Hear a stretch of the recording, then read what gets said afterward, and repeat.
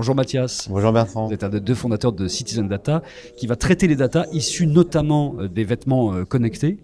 En fait, il y a un créateur qui est avec vous qui est spécialiste des vêtements connectés. Vous êtes spécialiste du big data. Comment vous êtes rencontrés tous les deux? Alors on s'est rencontrés à l'occasion justement de la rédaction du dossier de demande de financement de son consortium sur le monde du textile intelligent. Donc il s'agit de Jean-Luc Errand. Donc moi j'avais participé à ce dossier en prenant à ma charge la partie données, donc imaginer quels pourraient être les business models autour de la donnée qui a été générée par les textiles intelligents bardés de capteurs, et puis aussi la partie technique liée aux données, c'est-à-dire quelles sont les infrastructures qu'il fallait construire pour être capable de gérer toute cette masse d'informations qui allait être produite par les données issues des capteurs insérés dans le textile. C'est vraiment une masse d'informations parce qu'on a le sentiment qu'il y a quelques données qui sortent, qui sont à usage médical ou à usage sportif. Il y a une quantité industrielle de possibilités.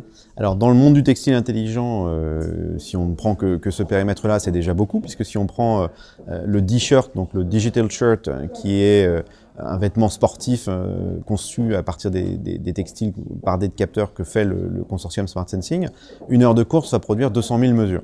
Donc c'est quand même assez considérable. Et si on pousse le domaine des données issues de capteurs au-delà de ce simple textile et qu'on commence à aller sur des périmètres comme l'aéronautique, le transport, la supervision d'usines, etc., on arrive sur des volumétries qui sont absolument considérables, puisque un vol d'A380 entre l'Europe et les États-Unis va produire à peu près 300 millions de mesures.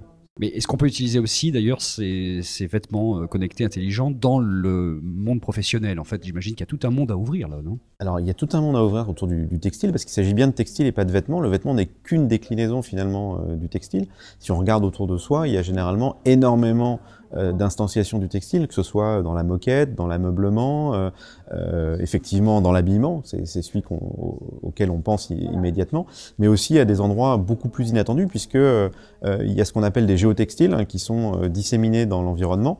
Et vous prenez par exemple les voies de chemin de fer. Sous les voies de chemin de fer, vous avez un film textile qui permet de mesurer la déformation du terrain qui est sous la voie de TGV par exemple, et qui permet de prévenir des accidents. Donc l'intelligence textile va bien au-delà du vêtement en fait. Ah, tout à fait, oui. Il s'agit vraiment de textile et pas de vêtements. Et puis il y a la partie textile dans des objets de tous les jours. Donc on peut imaginer des choses très simplement. Vous prenez par exemple des ceintures lombaires ou des attelles. Vous avez une composante textile dans laquelle on peut introduire de l'intelligence et qui peut vous aider à mieux appréhender l'usage de ces objets. Vous êtes au pays de la tomate, hein, c'est ça?